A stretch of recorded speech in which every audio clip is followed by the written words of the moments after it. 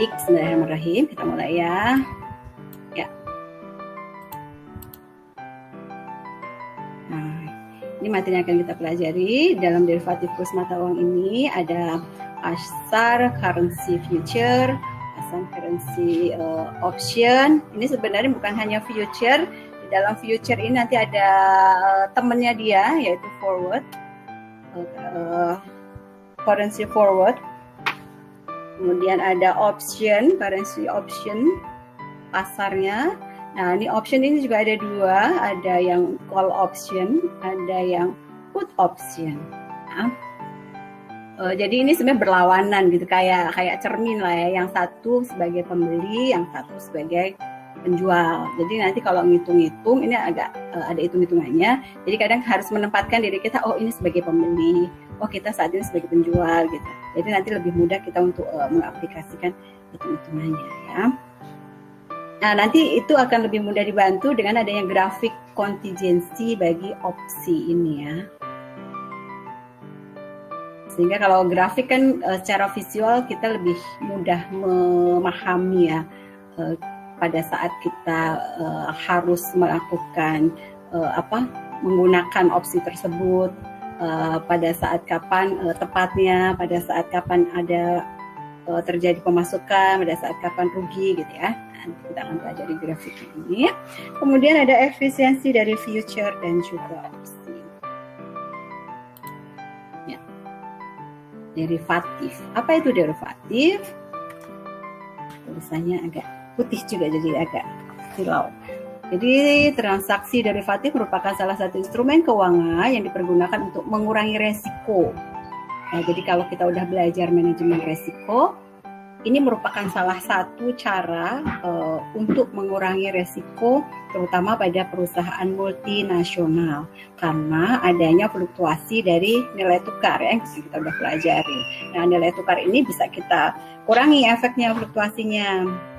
Salah satunya dengan apa? Salah satunya tadi dengan hedging ya. Nah, ini bagian dari hedging ya. Ada future, forward, opsi ya. Itu bagian dari hedging. Nah, ini derivatif. Spekulator menggunakan perdagangan mata uang hanya untuk memperoleh keuntungan maupun oleh perusahaan untuk melindungi posisi valuta asingnya. Jadi derivatif dulu deh. Derivatif itu derivatif itu lebih pada turunan ya. Derivasi adalah turunannya. Jadi ini merupakan suatu kegiatan yang melibatkan turunan dari produk yang diperdagangkan ya. Intinya adalah valuta asing tersebut ya. Nah, valutanya itu nanti kan ada beberapa turunannya tuh, ada beberapa metode yang dapat digunakan. Nah, itu derivatifnya. Nah, ini biasanya memang digunakan bisa oleh spekulator gitu ya. Spekulator itu orang yang cari keuntungan aja. Jadi dia melakukan jual beli, emang kerjaannya untuk cari keuntungan. Jadi kerjaannya ya cari selisih antara nilai jual dan nilai beli dari valuta ini. Nah, ada selisihnya itulah yang akan menjadi keuntungan buat dia ya. Ini memang dulu pernah di Indonesia tahun 98 itu yang kemarin sempat diceritakan, rupiah itu sempat murah, kemudian jadi sempat sangat mahal sampai 20.000, dari 2.500 sampai 20.000. Itu disebabkan salah satunya karena spekulator ini. Waktu itu George Soros, dia seorang pemodal yang besar yang mempunyai investasi cukup besar di Indonesia. Dia pemain falas juga. Nah, dia sudah memprediksi emang kondisi saat itu bukan hanya di Indonesia ya, Asia pada umumnya dan dunia juga mengalami krisis. Nah, dengan adanya krisisnya ada penurunan nilai si valuta asingnya ini. Si rupiah juga begitu, rupiah mengalami penurunan yang cukup tajam, ditambah dengan kondisi politik dan ekonomi sosial di Indonesia juga sedang kacau balau saat itu. Sehingga si spekulator ini, George Soros ini, memanfaatkan kondisi ketidakstabilan itu untuk meraup, memperoleh keuntungan. Jadi dia jual si rupiah ini dan borong dolarnya, sehingga rupiah makin rendah banget nilainya gitu ya, nggak ada nilainya sampai segitu kan gitu. Nah, jadi si George Soros ini cari keuntungannya dari situ. Dia bukan hanya di Indonesia, beberapa negara Asia juga dia punya investasi di situ ya. Sehingga ini si spekulator ini bukan hanya cari keuntungan saja sih sebenarnya, tapi dia kalau memang modalnya sangat besar, dia sampai bisa mempengaruhi perekonomian suatu negara ya. Nah, selain si spekulator ini, derivatif ini juga digunakan oleh perusahaan. Nah, ini benar-benar perusahaan MNC kalau ini ya, dia benar-benar perusahaan yang menjalankan suatu perdagangan multinasional antar negara. Tujuannya dia menggunakan derivatif ini adalah untuk melindungi posisi valuta asingnya.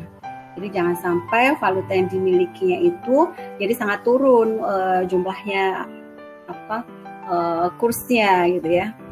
Nah, untuk menguncinya, salah satu cara mengunci si valutanya ini dengan beberapa cara derivatif ini gitu ya. Jadi ada macam-macam bentuknya tadi. Kita next ya. Oke, ini yang pertama ada pasar korensi dari future.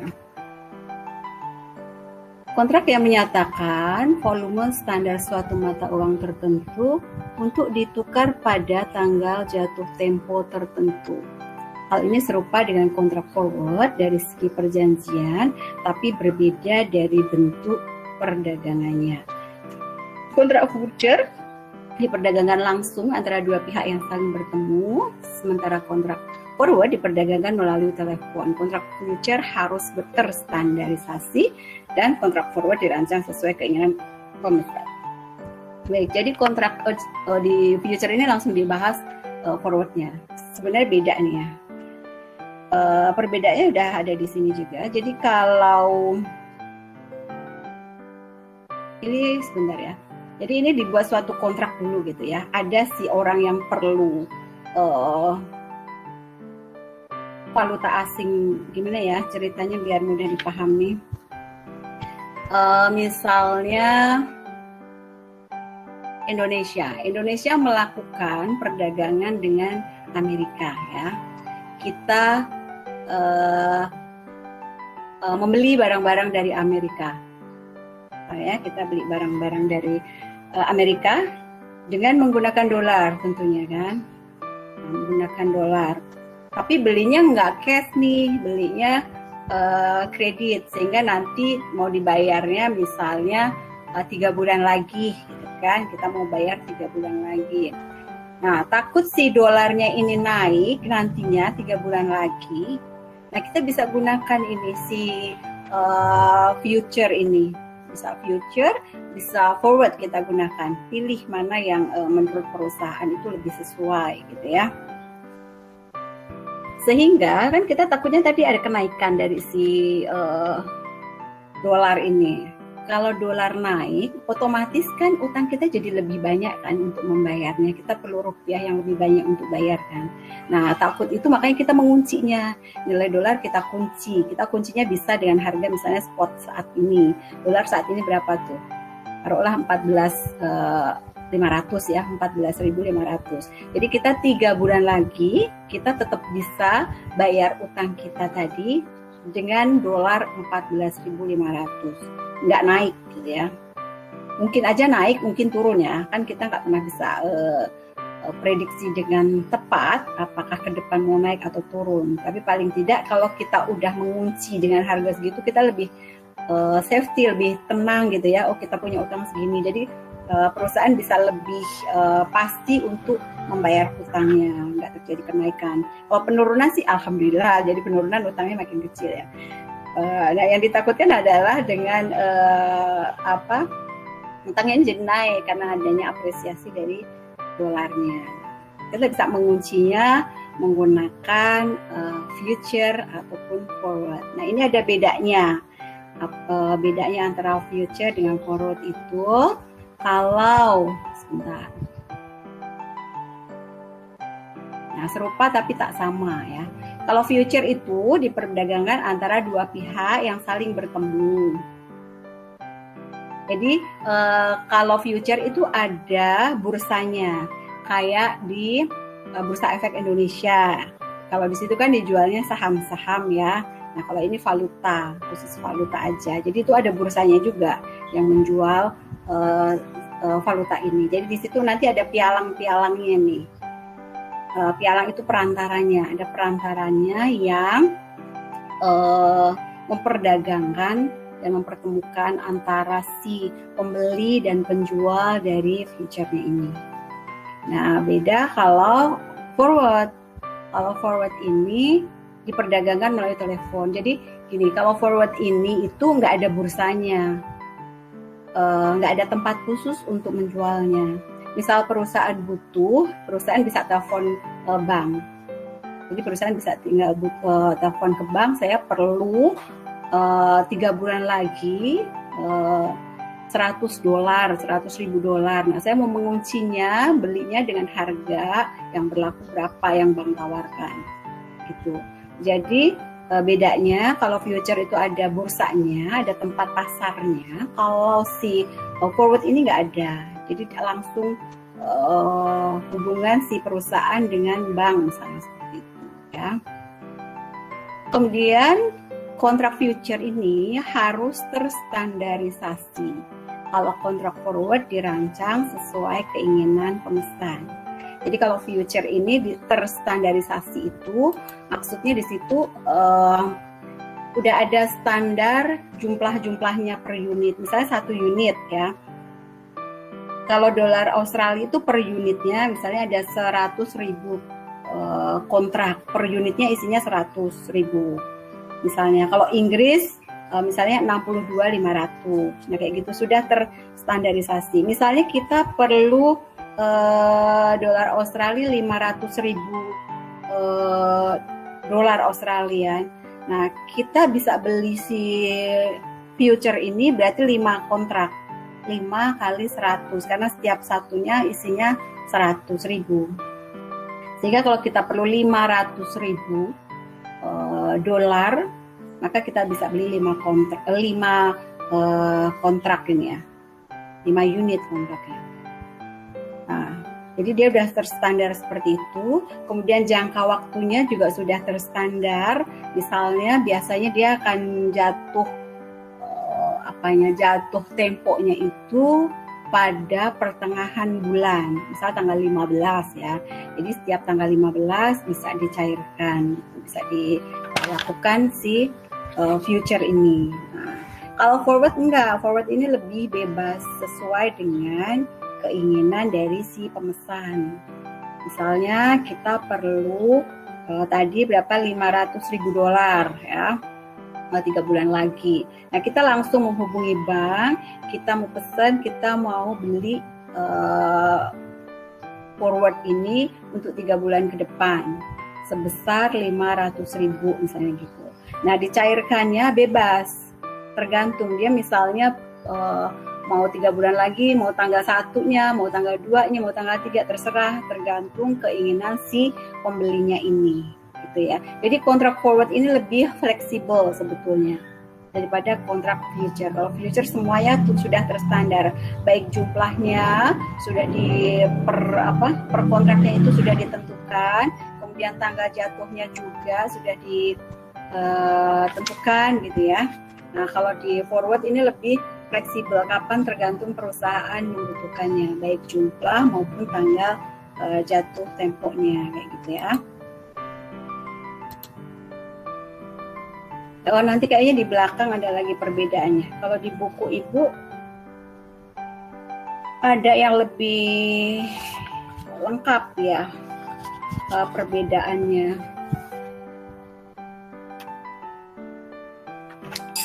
Oke, next dulu deh ya. Kemudian bagaimana menetapkan harga future mata uang? Harga future sama dengan kurs forward untuk mata uang dan tanggal jatuh tempo tertentu.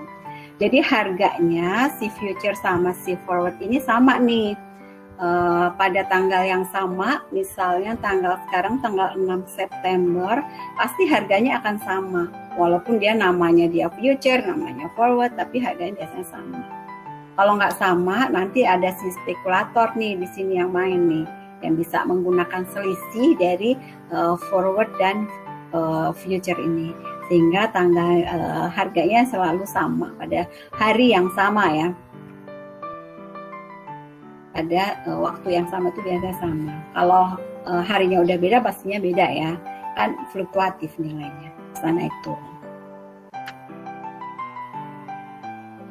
Kemudian di pasar future ini cara perusahaan menggunakan future mata uang. Nah, ini intinya di sini nih sebenarnya ya.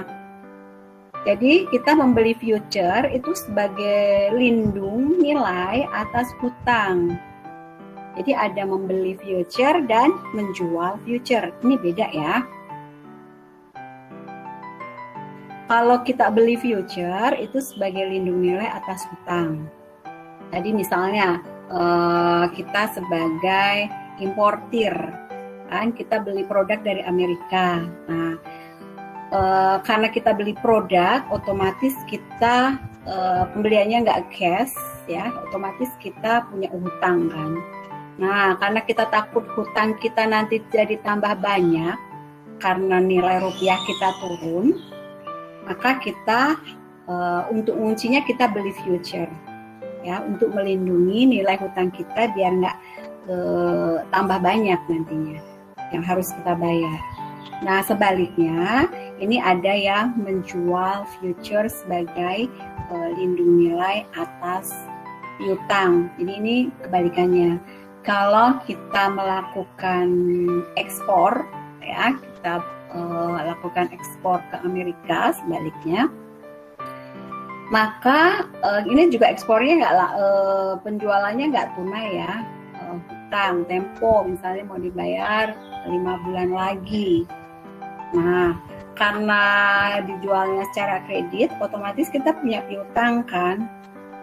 Nah, untuk melindungi piutang ini biar tidak terjadi penurunan nilai, ya, karena kalau rupiah kita turun, otomatis nilai piutang kita juga jadi kecil, ya kan? Si dolarnya makin kuat, rupiah kita makin turun, otomatis piutang kita yang kita terima nantinya makin kecil. Jadi ini kebalikan tadi ya. Kalau tadi utangnya takut makin gede, kita beli future.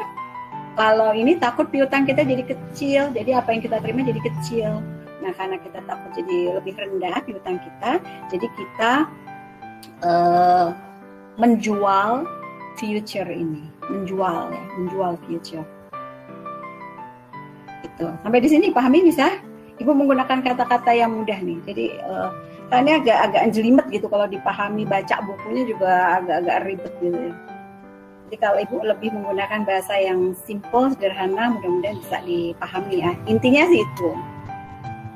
Ya, jadi membeli future untuk melindungi hutang kita, kalau jual future untuk melindungi piutang kita, biar piutang kita itu nggak jadi kecil. Pokoknya intinya nggak rugi deh, gitu ya. Dan di sini bisa ya, paham ya, lanjut. Nah, tadi kita udah ngomongin future, sekarang kita ke forward. Jadi sempat kita bahas sedikit mengenai si forward ini ya.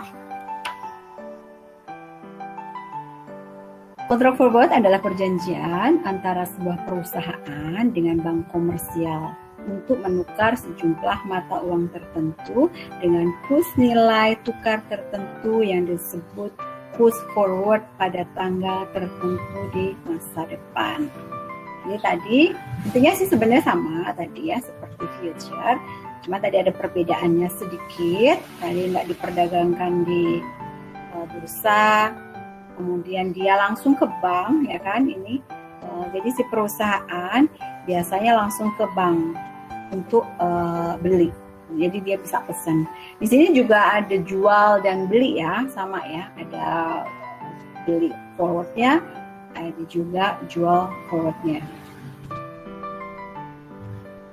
Nah, kalau di sini untuk forward ini biasanya dia nilainya lebih gede dibandingkan dengan future.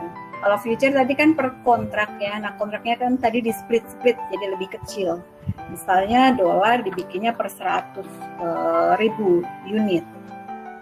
Sehingga si spekulator ini bisa main tuh di situ. Ya, karena jumlahnya lebih kecil, kalau individu gitu kan biasanya lebih kecil ya. Walaupun ada juga yang spekulator yang gede modalnya, tapi relatif biasanya kalau spekulator ini mainnya di future karena nilainya di kecil-kecil ya, di split kecil-kecil. Kalau forward ini biasanya yang main adalah perusahaan multinasional, karena kalau perusahaan multinasional kan pastinya perlu lebih banyak kan valuta yang diperlukan, nilainya lebih besar gitu. Jadi selain tadi dia bisa menentukan kapan waktunya mau cair, mau ditukar, terus menentukan jumlahnya. Nah biasanya perusahaan multinasional lebih menggunakan forward ini. Ya. Dan biasanya lebih murah, kan ada fee-nya ya, ada selisihnya, ada fee yang diperoleh si pialang ini, si bank ini. Jadi selisih harganya itu biasanya lebih kecil, si forward ini.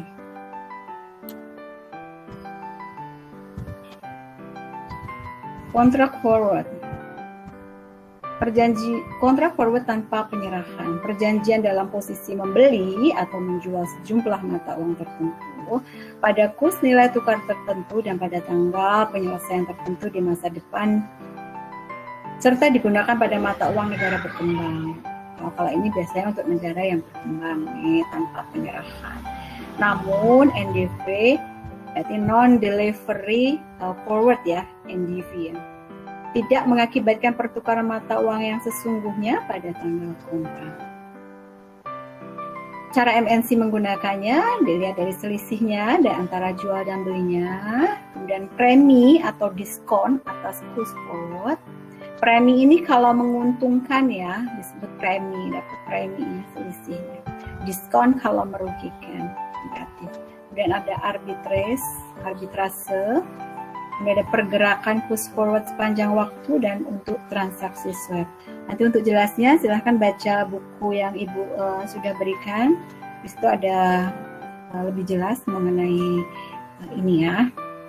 Dibaca-baca lagi. Nanti ini juga akan kita pelajari kayak arbitrase itu di pertemuan minggu depan. Oh iya, minggu depan pertemuannya diisi kelas besar ya. Kita udah masuk minggu ke-5. Sehingga minggu ke-5 dan ke-6 nanti diisi oleh dosen kelas besar. Harus ikut ya semuanya ya, jangan nggak ikut. Oke, nanti Ibu juga join di kelas besar ya, untuk belajar bareng-bareng kita. Next ya. Nah, ini yang bermasuk. Di sini ada perbedaan antara pasar forward dan pasar future. Tadi udah sampaikan beberapa poin. Di pasar forward, ukuran kontraknya sesuai dengan kebutuhan tadi ya. Kita mau perlu berapa, boleh tinggal calling banknya. Future udah distandarisasi di per kontrak tadi ya, sesuai dengan ininya. Kalau kita perlunya banyak, ya tinggal dikalikan aja berapa kontrak yang kita beli. Tanggal penyerahannya sesuai dengan kebutuhan, jadi kapan mau silahkan. Kita bisa tinggal eksekusi. Kalau future kita nggak bisa langsung eksekusi, harus lihat standar waktunya, kapan bisa sesuai kontraknya. Biasanya setiap tanggal 15 per bulannya, per tanggal 15. Partisipannya nih, nah di sini kalau forward itu ada bank. Nah pialang nih pialang dan MNC ya, tidak ada spekulasi publik. Jadi spekulator nggak main di sini ya, tadi dijelasin. Kalau forward ini jarang spekulator main di sini. Kalau mereka mainnya lebih di sini nih, di future ini. Deposit sekuritas tidak diperlukan, tapi diwajibkan meminta saldo kompensasi di bank atau limit kredit. Jadi nggak ada depositnya, pengamannya, jaga-jaga amannya, tapi dia perlunya ya jumlahnya saldonya yang mau ditukar gitu kan berapa. Kemudian kalau future diwajibkan menyerahkan sekuritas dalam jumlah kecil. Jadi ini tujuannya untuk memberi jaminan ya, kolateral bagi si pialangnya ini, bahwa ini orang benar-benar nih mau beli gitu kan future ini. Nah, berapa besarnya tentunya disesuaikan ya. Kalau pas misalnya terjadi kenaikan terhadap dolar gitu, misalnya kita rupiah ya, kita beli future untuk melindungi kita terhadap dolar, sehingga kalau misalnya dolar perkiraannya naik, otomatis biasanya depositnya diminta juga naik ya. Jadi dilihat kalau mata uangnya, valuta asingnya itu diperkirakan mengalami apresiasi, biasanya depositnya minta ditambah untuk menjaga keamanannya. Kalau mata uang yang dituju mengalami depresiasi, biasanya sih enggak ya. Kemudian kegiatan clearingnya menangani kontingensi antar bank dan pialang individu, tidak ada badan clearing yang terpisah. Kalau ini ditangani oleh pertukaran badan clearing, penyelesaian harian sesuai dengan harga pasar. Lokasi pasarnya melalui jaringan telepon dunia. Kalau future ada bursa perdagangan sentral dengan komunikasi seluruh dunia. Peraturannya dibuat mandiri, disesuaikan dengan kebutuhan perusahaan. Kalau future ada aturan sendiri yang sudah diterbitkan. Dulu pertama kali ini di Amerika ya. Jadi di sini ada aturan-aturannya, harus mengikuti aturan ini. Committee Future Trading Commission on National Future Association. Jadi ada aturan-aturan yang harus diikuti oleh pemain-pemainnya. Likuidasinya sebagian besar diselesaikan melalui penyerahan, sisanya dilakukan melalui kompensasi dengan biaya tertentu. Kalau futures sebagian besar diselesaikan melalui kompensasi, sisanya melalui penyerahan. Biaya transaksinya berdasarkan selisih antara kurs beli dan jual. Kalau future ada biaya pialang dengan jumlah sesuai dengan negosiasi. Nah, jadi karena si pialang cari keuntungan, otomatis dia mainnya kan di sini, ya. Cari keuntungannya dari sini. Kalau ini kan keuntungannya langsung ke bank, sama aja sih sebetulnya. Biasanya lebih rendah biayanya. Biasa forward ini biasanya lebih rendah, karena kan dia juga kuantitasnya besar. Lanjut ya. Nah, tadi kita udah ke forward, udah ke future, sekarang ke opsi. Apa itu opsi? Mirip juga ini opsi dengan future tadi, cuma ada sedikit perbedaan. Opsi mata uang memberikan hak untuk membeli atau menjual mata uang dengan harga tertentu. Opsi tersedia untuk berbagai mata uang, termasuk dolar Australia, pound sterling Inggris, dan seterusnya. Para pialang opsi meminta pembeli atau penjual opsi menempatkan deposito margin selama masa kontrak. Opsi ini tidak kaku. Semua ketentuannya harus dijelaskan dalam kontrak, baik jumlah, unit, strike price, tanggal jatuh temponya dapat dibuat sesuai keinginan klien. Jadi opsi ini juga lebih fleksibel gitu ya, lebih bisa dibuat sesuai kontraknya, sesuai dengan kebutuhan, hampir kayak forward ya, cuman dia kecil, biasanya juga lebih kecil. Nah, bedanya apa sih gitu? Nah, kalau tadi future dan juga forward itu harus dilakukan gitu. Jadi kalau pas masa jatuh temponya dia beli, harus beli gitu ya, itu harus dikerjakan, harus dibeli. Atau kalau future ya tadi jual, pada saat tanggal jatuh temponya ya harus dijual gitu. Walaupun kondisinya bisa merugikan, tetap harus dilakukan. Nah, enaknya kalau opsi ini bisa milih. Dia kasih hak ini bebas, boleh digunakan, boleh enggak haknya. Jadi opsi kan memilih ya sebenarnya. Memilih, jadi boleh memilih mau digunakan atau enggak.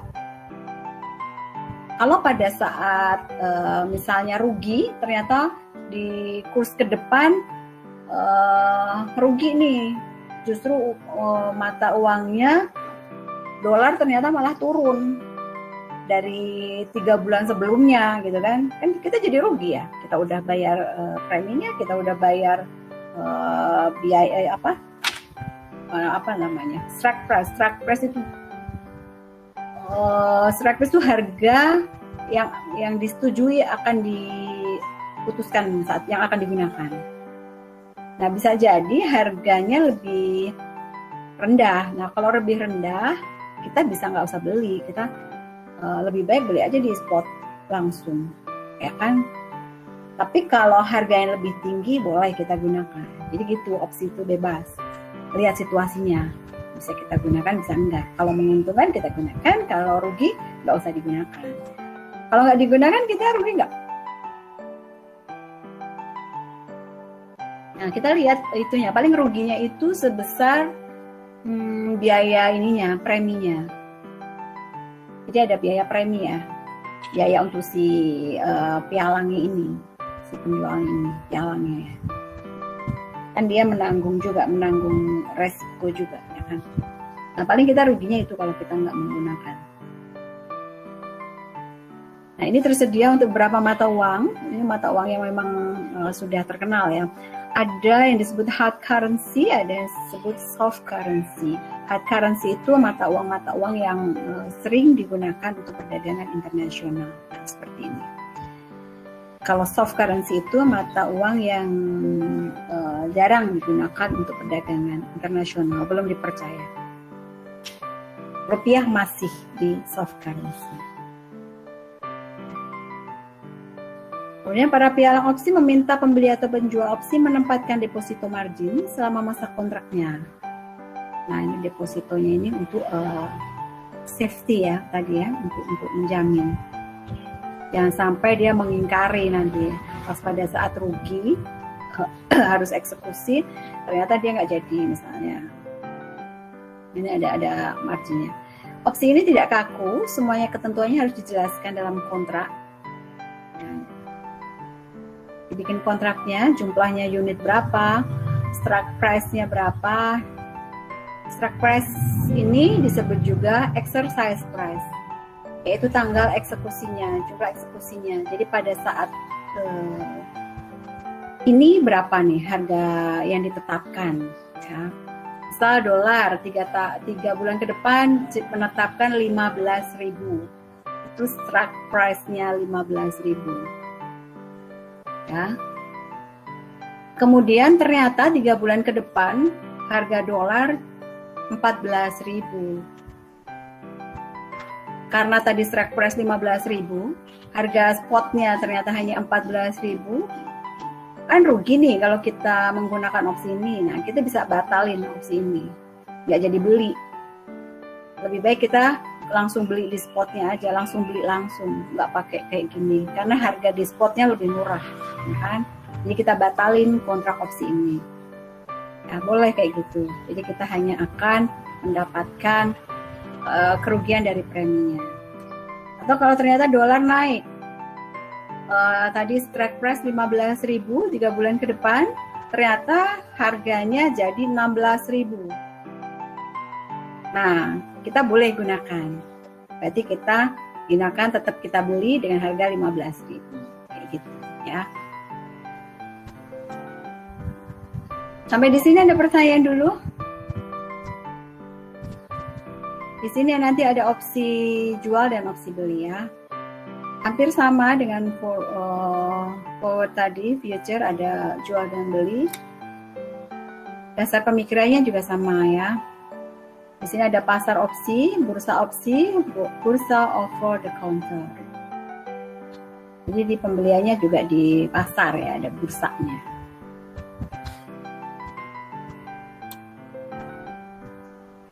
Oke. Nah, currency call option atau opsi beli mata uang. Jadi kita yang call dulu ya. Currency yang call option dulu. Jadi ada call option, ada put option. Jangan bingung juga nih, call sama put. Kalau currency call option itu memberikan hak untuk membeli ya, intinya di sini membeli suatu valuta tertentu dengan harga tertentu selama periode tertentu. Harga yang dibeli harus dibayarkan pemilik opsi pada saat ingin menggunakan haknya. Membeli valuta dinamakan dengan exercise price atau strike price. Jadi harganya udah patokannya ditetapkan, ini disebutnya ya. Dan tiap opsi memiliki tanggal jatuh tempo bulanan masing-masing sesuai dengan kebutuhan si pembelinya. Misalnya saya perlu 2 bulan lagi jatuh tempo, 3 bulan lagi, 4 bulan lagi, dan seterusnya ya. Bebas ditentukan kapan mau digunakan. Call option ini dapat dimanfaatkan jika seseorang ingin mengunci harga yang harus dibayarkan bagi suatu valuta di masa depan. Ya, tadi ya, kalau kita perlu dolar 3 bulan lagi, kita bisa menguncinya di harga 15.000 misalnya. Jika kurs spot dari suatu valuta naik melampaui strike price-nya, misalnya tadi jadi 16.000, pemilik call option dapat mengexercise, yaitu menggunakan haknya dengan membeli valuta pada strike price yang lebih rendah dari kurs spot. Ya, jadi kalau dolarnya ternyata naik harganya, kita bisa gunakan karena kita belinya jadi lebih murah, ya kan? Strategi ini kurang lebih sama dengan strategi yang digunakan oleh pembeli kontrak future. Nah, ini juga Ibu bold kuning, highlight. Jadi si call option ini sama dengan kita sebagai pembeli kontrak future. Maksudnya sama itu posisinya gitu ya, posisinya itu sama. Jadi untuk mengunci si harga ini biar tidak terjadi apresiasi terhadap valuta asing yang kita butuhkan ke depannya. Tetapi kalau kontrak future itu mewajibkan pelakunya melakukan sesuatu, yaitu membeli atau menjual. Nah, Ibu, highlight mewajibkan ya. Jadi kalau future tadi wajib kita gunakan. Kalau kita udah bikin kontrak, kita wajib untuk menggunakan kontrak tersebut. Mau rugi, mau untung, tetap harus eksekusi. Ya. Sementara opsi valuta tidak mewajibkan. Ibu ada juga opsi tidak mewajibkan pembelinya. Pemilik call option yang telah jatuh tempo hanya merugi sebesar call premiumnya, yaitu harga pembelian opsi yang mereka bayar pada awalnya. Ya, jadi dia kerugiannya hanya sebatas premiumnya saja. Kalau di cancel nggak mau kita pakai. Ya. Jadi ini mirip call option ini mirip kita beli future, pembelian future atau beli forward sama. Fungsinya untuk mengunci harga agar tidak terjadi apresiasi terhadap mata uang yang kita perlukan beberapa bulan lagi misalnya. Jadi di sini terkait dengan hutang, biasanya hutang ya. Karena kan tadi perusahaan melakukan impor sehingga kita punya utang. Nah, utang ini biar nggak jadi gede karena adanya apresiasi, maka kita bisa gunakan si beli future atau beli forward atau kita gunakan currency call option. Ya, tergantung perusahaan mau yang mana. Kalau call option ini tadi lebih fleksibel kali ya, karena dia tidak mewajibkan. Karena kita nggak ngerti ke depan apakah valuta yang kita perlukan tadi bisa turun, bisa naik. Ya, ini kita prediksinya kalau naik ya. Kalau naik boleh kita gunakan. Kalau nggak naik, kita yang rugi kalau kita punya ini. Jadi lebih baik nggak dieksekusi, nggak kita gunakan hadiahnya. Seperti ya. Nanti kebalikannya adalah put option.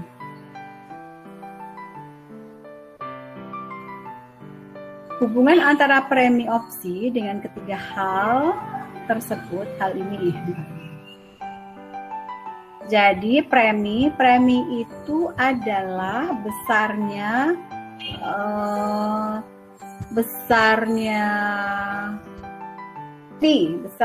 fee yang ditetapkan oleh si pialangnya ya, atau si brokernya nih. Dia kan dijualnya lewat broker kan, lewat pasar. Jadi di sini ada brokernya yang memfasilitasi itu. Nah, premi ini adalah biayanya, fee-nya yang harus dikeluarkan. Nah, fee ini atau premi ini itu tergantung beberapa hal. Yang pertama di sini ada tingkat harga spot saat ini relatif terhadap strike price. Kalau harganya spotnya next akan tinggi, ya, otomatis biasanya preminya juga tinggi. Kalau diperkirakan akan mengalami apresiasi yang tinggi, dolar misalnya, otomatis si preminya ini atau biaya premium ini akan tinggi juga biasanya diminta. Ya. Kemudian yang kedua, periode waktunya sebelum jatuh tempo. Kalau jatuh temponya lama, preminya biasanya juga makin gede. Ya, jadi kalau jangka waktu kita perlu yang 3 bulan sama 5 bulan, biasanya beda preminya. Kalau yang 5 bulan lebih lama, biasanya preminya juga lebih besar. Kan gitu. Kalau resikonya makin lama waktunya, otomatis kan resikonya makin gede ya. Apalagi kalau setahun. Biasanya nggak sampai setahun sih.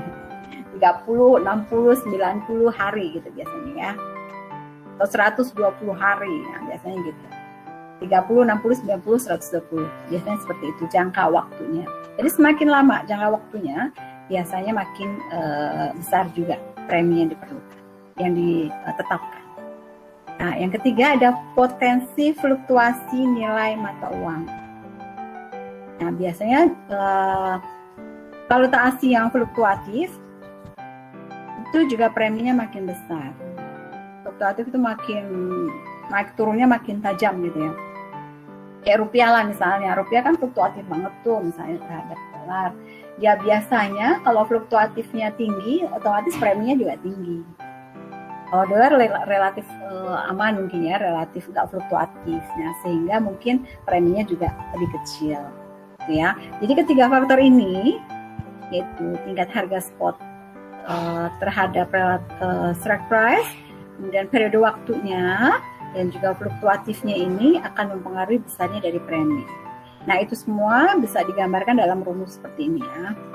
Faktor yang mempengaruhi premi, nah ini ada rumusannya sebenarnya. Ini bacaannya sama dengan kayak gini. Premi ini ditentukan oleh faktor dari S min X, T, dan TO, ya, deviasi standar. S-nya itu adalah spot, kurs spot, dikurangi dengan X itu exercise, harga exercise strike gitu ya. Jadi spot dikurangi exercise-nya, harga saat ini dikurangi dengan harga yang ditetapkan. Itu mempengaruhi premi. Kemudian T-nya itu adalah periode waktunya, ini ya. Semakin panjang makin beresiko sehingga premi makin besar. Kemudian TO itu deviasi standar ya. Deviasi standar ini menggambarkan dari fluktuasi nilai tukar ini. Jadi semakin besar deviasinya, semakin fluktuatif nilai mata uangnya, maka semakin besar juga premi yang ditetapkan. Ya, oke, sampai sini ada pertanyaan? Lanjut ya. Mudah-mudahan jam 12 selesai. Masih banyak banget, belum kasih contohnya. Nanti contohnya ada di PPT, tolong dibaca. PPT-nya ini juga ya, Ibu tadi download dari sini. Jadi PPT-nya ada di lead juga, nanti dibaca-baca ulang sama buku yang sudah Ibu share. Nanti Ibu berikan latihan untuk kalian memperlancar hitungan-hitungan untuk ngitung si call option sama put option. Faktor-faktor yang mempengaruhi premium call. Oh, ini mau diulang sebenarnya ya. Ini adalah yang tadi juga faktor-faktor yang mempengaruhi tadi. Ada kurs spot, lama waktu, dan juga variabilitasnya. Ini kolomnya tadi ya. Ibu juga jelaskan yang di sini call option. Suatu currency call option diklasifikasikan in the money jika kursnya berjalan melampaui strike price, at the money pada saat kurs berjalan sama dengan strike price, dan out of the money jika kursnya berjalan dengan lebih rendah daripada strike price-nya. Nah, ini gambarannya nanti sebenarnya lebih mudah dilihat pakai grafik kontingensi ya. Jadi kalau in the money itu jika kursnya berjalan melampaui strike price. Jadi ada uang masuk. In the money itu kita untung gitu ya. In the money ini kita untung. At the money ini kita BEP, break even point, sama balance. Out of the money ini kalau kita rugi, kita aja deh gampang ya. Jadi kalau untung kita bisa in the money, untung itu kalau tadi harganya strike price-nya lebih tinggi. Bukan strike price lebih tinggi, spotnya lebih tinggi daripada strike price-nya. Jadi dolar yang ditetapkan ternyata lebih tinggi, ternyata terjadi memang apresiasi. Nah, pada saat apresiasi itu terjadi, benar-benar terjadi, kita bisa eksekusi nih call option-nya. Nah, karena di situ kita akan terjadi in the money, keuntungan buat kita. Ya. Kemudian at the money itu pada saat kurs spotnya sama dengan strike price. Jadi misalnya tadi kita udah menetapkan strike price-nya 1 dolarnya 15.000, ternyata pada saat 3 bulan ternyata tepat sama 15.000 juga. Nah, berarti kan nggak ada keuntungan nih kita ya. BEP, break even point. Kemudian out of the money. Nah, ini kebalikannya tadi in the money, mengalami kerugian. Ternyata setelah dolar 3 bulan, ternyata harganya malah turun. Bukan 15.000, ternyata malah 14.000. Sehingga kalau kita gunakan opsi ini kita rugi, kan? Nah, rugi ini disebut out of the money. Ya, itu simpelnya kayak gitu. Ini tentu contohnya ya, bagaimana kita mengimplementasikan teori-teori tadi dalam suatu hitung-hitungan. Tabel pertama ini dilihatnya dari sisi pembeli, tabel kedua ini dilihatnya dari sisi penjualnya, ya. Jadi sebenarnya sama, kalau si pembelinya untung sekian, maka penjualnya rugi sekian, gitu kan? Ini kayak cermin aja, gitu kan? Balikan. Kalau si pembeli, jadi penjual dan pembeli ini kan saling berkebalikan. Kalau yang satu rugi, satu untung. For example ya, misalnya Lim adalah seorang spekulan yang membeli call option bonds yang memiliki strike price jadi ditetapkan 1,4 dolar. Dan tanggal jatuh temponya bulan Desember. Kemudian kurs spot berjalan pada tanggal pembelian adalah 1,39. Kita beli 1,4, ternyata yang terjadi 1,49. Ini membayar premium 0,12 per unit. Asumsikan tidak ada fee pialang. Beberapa saat sebelum tanggal jatuh tempo, kurs spot Inggris mencapai naik nih ternyata 1,41. Pada saat ini Jim menggunakan opsinya dan kemudian langsung menjual pun dalam pasar spot kepada sebuah bank. Untuk menentukan laba atau rugi yang dialami, udah azan ya. Pertama, hitunglah pendapatannya. Jadi kita bisa hitung dulu tadi, karena strike price 1,4, ya kan? Kemudian nanti bisa dijual di spot 1,41. Untung apa rugi nih? Untung apa rugi? Masih ada di situ? Masih ya, mudah-mudahan masih dengar Ibu. Oke, jadi untung ya. Sebenarnya untung. Untungnya yaitu 0,01 ya untungnya. Ya kurangin aja nih. Harga tadi penjualan 1,41, kita bisa jual eksekusi pada harga 1,41. Kemudian dikurangi harganya kita beli 1,40 yaitu strike price-nya, dan premium itu tadi apa, fee-nya ya, premiumnya kita untuk beli dikurangi, jadi ini dikurangi ya 0,012. Jadi sebenarnya kita masih rugi nih kalau dihitung si Lim ya, Lim ini masih rugi minus 0,0002. Nah, ini dikalikan, ruginya dikalikan, sebenarnya semuanya ya, dikalikan dengan unitnya. satu kontrak itu isinya 31.250 unit. Jadi tinggal dikalikan kerugiannya. Ya, itu dari sisi si pembeli. Nah, dari sisi penjual sebaliknya. Harga penjualannya di strike price 1,40. Harga pembeliannya pada saat spotnya mau digunakan itu 141. Jadi di sini dia sebenarnya ada keuntungan ya, 0,01 ditambah premiumnya. Ya, kalau si penjual otomatis dapat premium kan, nah itu ditambahkan pada keuntungannya sini, sehingga dapatnya 0,002. Nah ini dikalikan juga dengan unitnya. Ya, coba nanti dipelajari lagi, dibaca-baca lagi ya untuk ini. Posisikan kalian sebagai pembeli dan posisikan kalian sebagai penjual. Jadi lebih enak kan kalau kita lebih mudah untuk memahaminya. Jangan kebolak-balik juga posisi harga penjualan dan pembelian. Opsi jual. Kalau tadi kita beli, sekarang jual. Sama, tinggal kebalikannya. Faktor yang mempengaruhi preminya juga sama ya. Ada kurs spotnya. Jadi semakin tinggi kurs spotnya juga makin tinggi si preminya.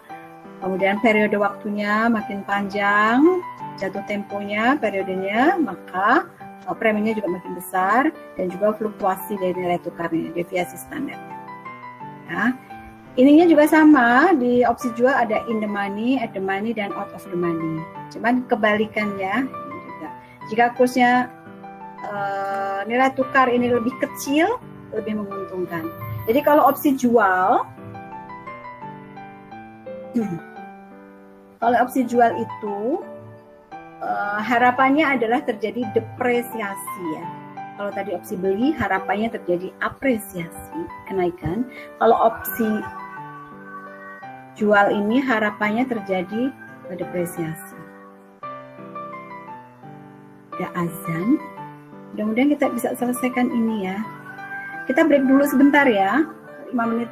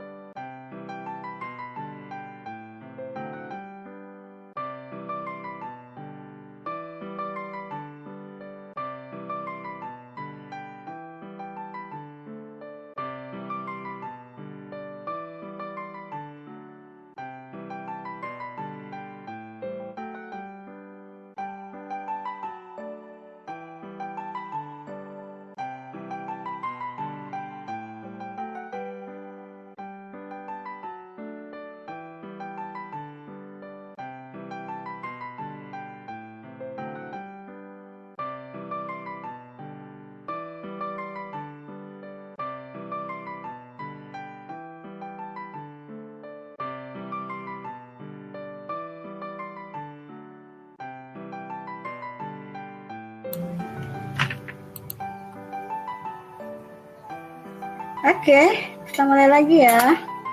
Yang lainnya udah siap?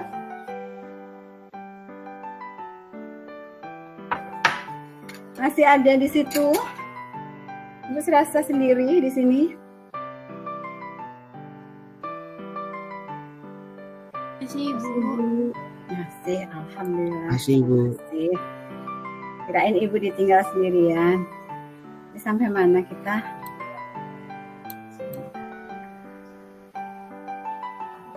Nanti dibaca-baca lagi ya untuk memahami ini biar nggak kebolak-balik. Sebenarnya mudah sih, cuman ya takut kebolak-balik gitu.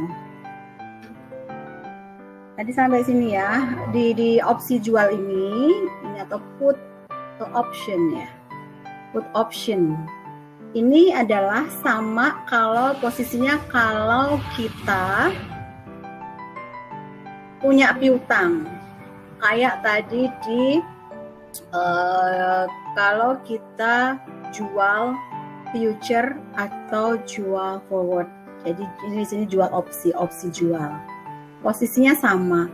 Jadi bayangkan kalau kita mengekspor barang ke Amerika, kemudian dibayarnya dengan dolar tentunya. Nah, kita takut piutangnya kita, karena tadi penjualannya nggak secara tunai, kita takut piutangnya kita ini jadi turun nilainya. Takut si dolar ini jadi turun, sehingga kita menguncinya pada harga yang tertentu gitu ya.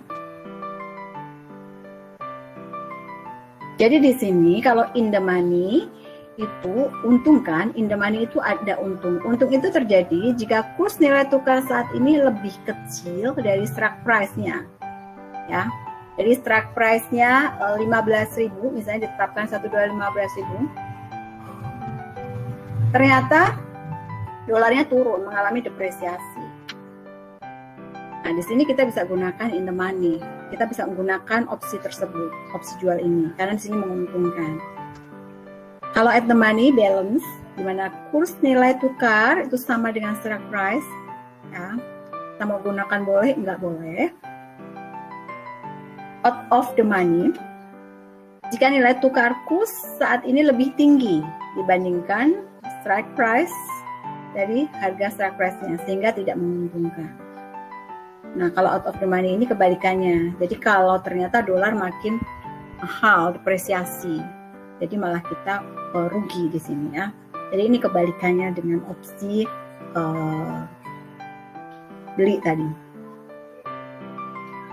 Kadang kebalik nih opsi jual membeli. Nah, buat gampangnya, kalau ibu kan kalau beli itu call. Nah, inget tuh kalau ada tukang bakso lewat, call berarti kita beli. Nah, kita beli tuh baksonya tadi. Kalau kita jual put ya, nah kita taruh barang kita. Jadi kita taruh, kita jual barang tersebut. Kita letakkan, kita put, kita jual berarti. Kalau kita call, bang beli, nah berarti call option ini beli. Gitu. Ya nggak kebolak-balik dari kamu. Next ya. Nah ini untuk contohnya. Untuk put option, contoh suatu kontrak opsi jual atas pound sterling Inggris memiliki informasi berikut. Preminya 0,04. Premi ini berarti yang harus kita bayarkan fee-nya, kita harus bayar 0,04. Exercise price-nya atau strike price-nya 1,4.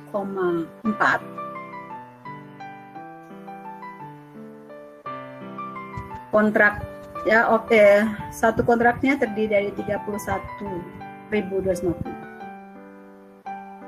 Kemudian seorang spekulator yang beli opsi jual ini memutuskan untuk menggunakan opsi sebelum akhir masa berlaku ketika spotnya 1,3. Berarti pada saat itu rendah ya. Pada saat ini kan rendah berarti untung kan kalau terjadi depresiasi. Pada saat itu spekulator membeli pounds di pasar spot. Oke, berarti ini hitungannya kita jualnya tadi di exercise price 1,4. Kemudian kita bisa beli di 1,3 spotnya. 1,3. Jadi ada keuntungan berapa nih? 0,1. Ya kan? 0,1 keuntungan. Dikurangi dengan fee yang harus kita keluarkan sebesar 0,04. Sehingga keuntungannya adalah 0,06. Nah, ini tinggal dikalikan dengan satu kontraknya berapa? 31.250. Sebaliknya ini juga kayak gitu ya. Jadi kalau di sini preminya itu dikurangkan. Kalau yang tadi preminya ditambahkan. Oke ya, nanti pelajari lagi. Nanti Bu kasih contoh untuk ini ya, untuk memperdalam kalian. Coba nanti latihan. Nah, ini grafik kontingensinya. Kelihatan nggak? Agak kecil. Nah, ini ya. Ini sangat membantu kita sebenarnya untuk memahami bagaimana sih cara kerja si opsi ini tadi. Ini sebenarnya sama sih, opsi future ini tadi sama ya. Grafiknya seperti hampir mirip kayak gini lah. Kita ke grafik untuk si pembeli opsi beli dulu ya. Berarti di sini call option untuk si pembeli call option ya. Kita membandingkan harga yang dibayar untuk membeli opsi beli terhadap kemungkinan penerimaan dalam berbagai skenario kurs nilai tukar. Di sini ada grafik ini Y ya, sini ya. Y ini net profit per unit atau laba bersih per unitnya. Di sini garis X-nya ini adalah future spot rate-nya atau kurs spotnya di masa depan. Dari 0,146 ke semakin ke kanan makin besar ya, pastinya kurs spotnya makin gede. Kemudian di sini sebentar, exercise price-nya. Jadi harga exercise-nya 1,54. Preminya 0,02. Nah, tadi kan kita udah belajar tuh, ada in, ada add, ada out. In itu kalau menguntungkan, at the money kalau balance, BEP, out of money kalau rugi. Nah, Ibu cek deh. Coba Evriana. Nah, ini posisi in, at, out-nya mana nih? Ini strike price sini ya, strike price titik ini 1,5, premiumnya 0,2, berarti ditambah ya strike price. Jadi harga yang harus dikeluarkan oleh kita beli adalah harga exercise price-nya, ini ditambah premiumnya, berarti 1,52 titik ini. Oke, yang termasuk in, at, dan at out mana? Coba Evri bisa jawab. Ya.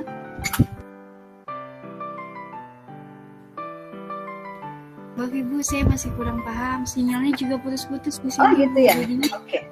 Penjelasan Ibunya kurang. Yang lainnya suaranya diterima Ibu putus-putus atau cuma Evriana? Apa emang suara Ibu putus-putus? Sinyal sayanya sih Bu di sini soalnya. Oh gitu ya. Jadinya saya nyambut dia. Oke, ya mudah-mudahan yang lainnya menerimanya dengan jelas ya. Oke, nggak apa-apa. Baik, Ibu jelaskan dulu deh.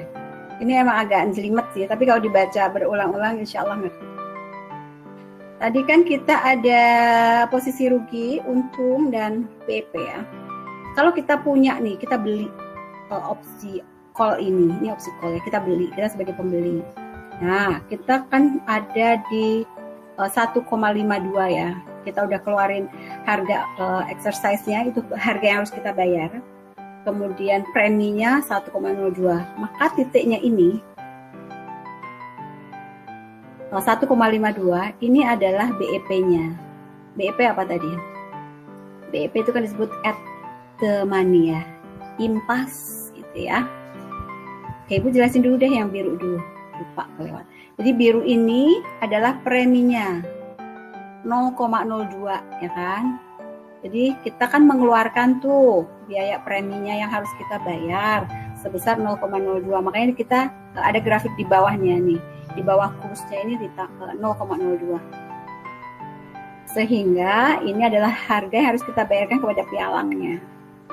Nah, ini strike price-nya 1,5. Titik impasnya kita bukan di 1,5, tetapi di 1,52. Di mana strike price ditambah dengan premiumnya. Ya, 1,2. Sehingga 1,52 ini adalah harga impasnya kita. Kalau kita mau gunakan opsi ini, kita nggak untung, nggak rugi. Kan? Pas titiknya. Kan tadi opsi beli ini menguntungkan kalau terjadi apresiasi kenaikan. Ya kan? Kalau harganya naik, baru kita untung in the money, baru kita bisa gunakan. Kalau terjadi depresiasi, maka rugi.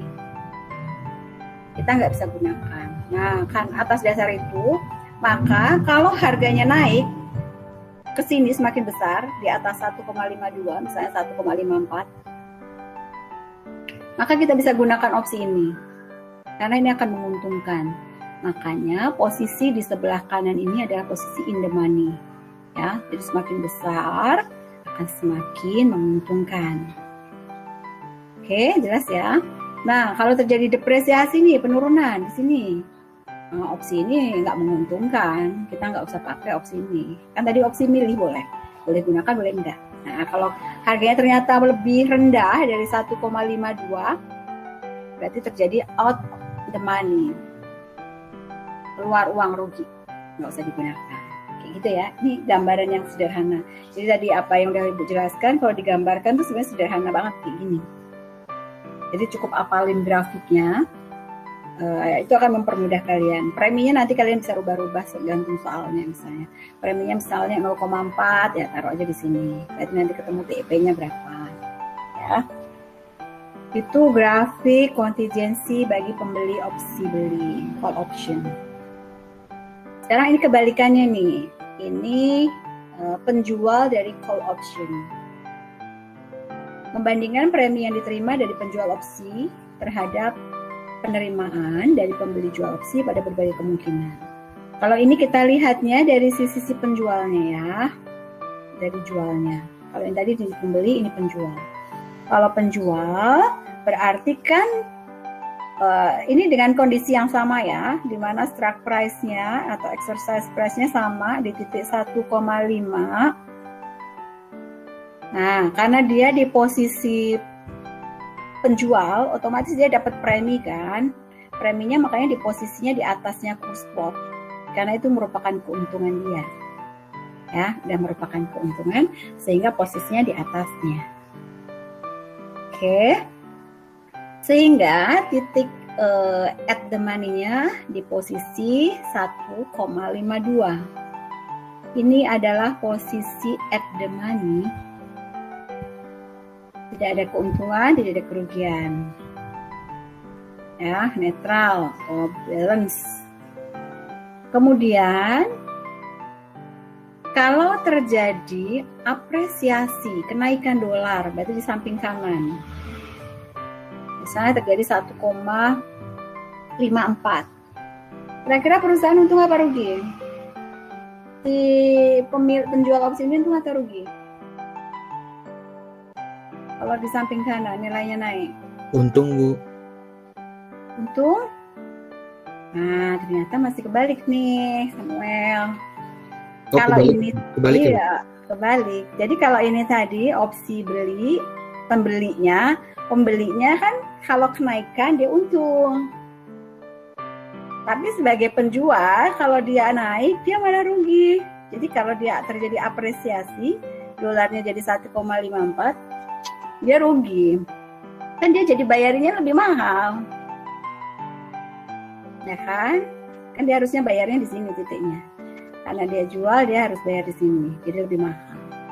Ini posisinya, posisi kalian sebagai penjual itu sama dengan kalian punya piutang, ya. Kalau kalian punya piutang nih di sini, kan? Jadi dia kalau terjadi depresiasi dia malah untung. Jadi posisi at the money-nya di 1,52, posisi di sini 5,4 dan seterusnya ke kanan, ini terjadi out the money, kerugian. Dan di sebelah kirinya kalau terjadi depresiasi, penurunan ya, dia malah untung. Jadi depresiasi, penurunan, dia untung. Ya, coba nanti dipelajari lagi dari grafik-grafiknya. Ini untuk call option. Kemudian ini untuk put option. Put option juga sama, dilihat dari dua sisi ya, dari sisi pembeli dan dari sisi penjual. Ini kok sama sih, salahnya ya, ini penjual ya harusnya.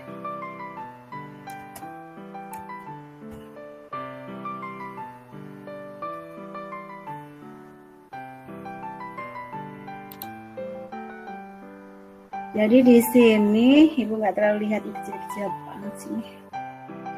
Strike price-nya 1,53, premiumnya kalau dari 1,2 ini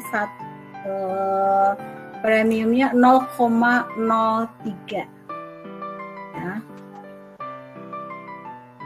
Karena ini opsi put option, maka intinya kalau put option itu kalau depresiasi malah untung.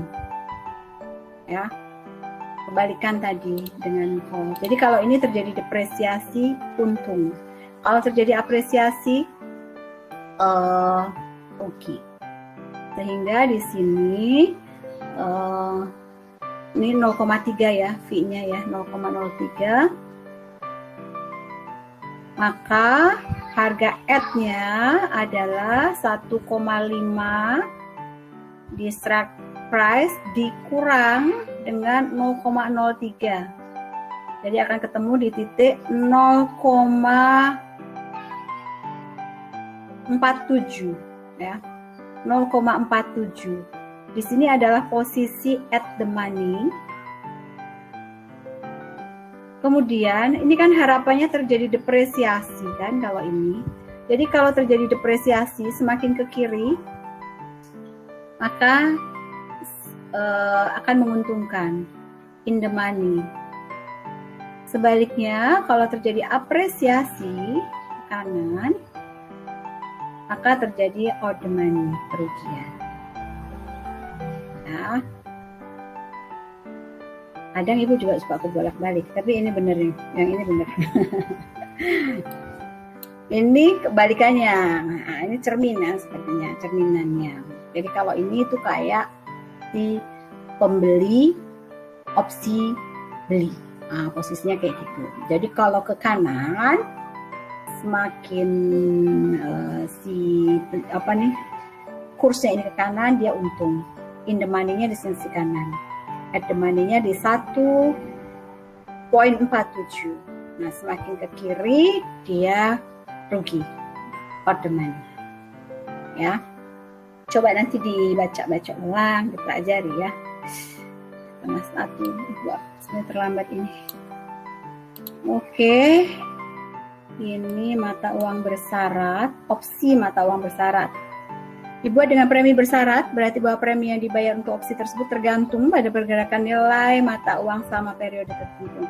Kalau tadi si preminya udah ditentukan, misalnya tadi ada 0,2, ada 0,3 gitu ya. Jadi mau naik, mau turun udah ngikutin itu, gitu kan, udah ditetapkan segitu. Nah kalau ini bersyarat nih, preminya naik turun nih, tergantung pada kondisi harga valutanya. Enak juga ini, mungkin nggak merugikan, mungkin ya, belum pernah soalnya, prakteknya sih belum, teorinya ya. Oke. Udah mau selesai, ini tinggal teorinya aja. Para spekulan mungkin percaya bahwa spekulasi dalam currency future dan valuta opsi ini dapat memberikan laba abnormal positif secara terus-menerus. Hal ini tidak akan terjadi jika pasar currency future dan pasar opsi valutanya efisien. Dalam pasar falas yang efisien, setiap kontrak yang tersedia akan memiliki harga yang mencerminkan semua informasi yang relevan. Jadi para spekulan tidak akan mampu mengeksploitasi informasi yang ada untuk mendapatkan laba abnormal positif. Setiap informasi yang muncul akan langsung mengubah pesanan jual dan beli, sehingga mendorong harga dari kontrak future dan kontrak opsi untuk mencerminkan semua informasi tersebut. Jadi di sini itu kan tadi spekulan itu kan cari keuntungan kan dari selisih harga jual dan belinya. Nah, terjadinya perbedaan ini kan harga jual dan beli itu karena terjadinya informasi yang diterima ya. Dan nggak semua orang itu punya informasi yang sama kan. Kita kan nggak ngerti ke depan mau terjadi apa, nanti ada kebijakan apa, bisa merugikan, bisa menguntungkan gitu kan. Nah karena itu kalau kita nggak sebagai spekulan mungkin kita nggak bisa ya membaca situasi kondisi itu dengan mudah. Tapi spekulannya biasanya kan dia udah punya pengalaman yang banyak. Dia ngerti biasa terjadi pergerakan fluktuasi dari nilai tukar, kemudian dia juga menguasai informasi, dia punya link-link yang cukup banyak di semua negara mungkin ya. Kemudian dia juga menguasai teknologi juga, informasi teknologi dia kuasai, sehingga dengan informasi yang dia miliki itu dia punya lebih cepat ngerti apa yang terjadi, sehingga dia bisa cari celahnya tadi, ada perbedaan harga itu. Tapi karena perbedaan harga ini nggak akan lama ya, perbedaan harga ini akan berlangsung sangat singkat sebetulnya. Karena otomatis akan seimbang antara harga jual dan belinya biasanya. Ada perbedaan sih sedikit, faktor-faktor lain di luar dari ini yang nggak bisa dicerminkan di sini ya. Nah, sehingga sebenarnya mereka itu agak bisa sih cari keuntungan, tapi dalam waktunya itu nggak lama. Kalau kita kira-kira bisa nggak nih cari keuntungan? Buat jajan kita bisa cari ini buat nambah uang jajan, kita main falas yuk. Bisa nggak nih kira-kira? Coba aja ya. Jadi kita jual beli falas, untung-untung dikit lah. Yang ada malah rugi banyak. Nggak jadi jajan, uang jajannya hilang. Pasar currency future dan pasar opsi ini biasanya dimaksudkan untuk mengurangi dampak dari gejolak nilai tukar, bukan untuk menghasilkan laba spekulatif. Jadi di sini ditekankan lagi bahwa sebenarnya spekulator itu agak sulit bermain di sini. Ya walaupun ada kemungkinan tapi sulit. Jadi sebenarnya tujuannya kita belajar derivatif ini adalah untuk lebih fokus pada perdagangan internasionalnya. Bagaimana perusahaan dapat melindungi valuta asingnya dari pergerakan nilai yang random yang tidak pasti, gitu ya. Sehingga perdagangannya ini bisa lebih terprediksi. Bukan untuk main kayak spekulan-spekulan ini. Oke, alhamdulillah selesai. Ini adalah resumenya. Silahkan baca sendiri intinya dari apa yang sudah kita pelajari ini. Sebenarnya simple. Coba kalian lihat lagi di perbedaan antara tadi ada forward, ada future. Intinya di situ perbedaannya apa. Kemudian sama option. Kemudian di grafiknya tadi. Nah, kalian dengan pahami grafik tadi, mau diputer-puter di posisi penjual, pembeli, mau sebagai future, mau sebagai forward opsi, insya Allah nggak ketukar-tukar gitu, ya. Jadi pahami lagi di grafiknya tadi ada 4 grafik di posisi sebagai penjual, pembeli, ya, call option dan put option. Itu sebenarnya intinya itu, dan itu sama berlaku juga untuk forward dan future ya. Coba itu didalami lagi, diputer-puter bagaimana biar nggak kebolak-balik ya.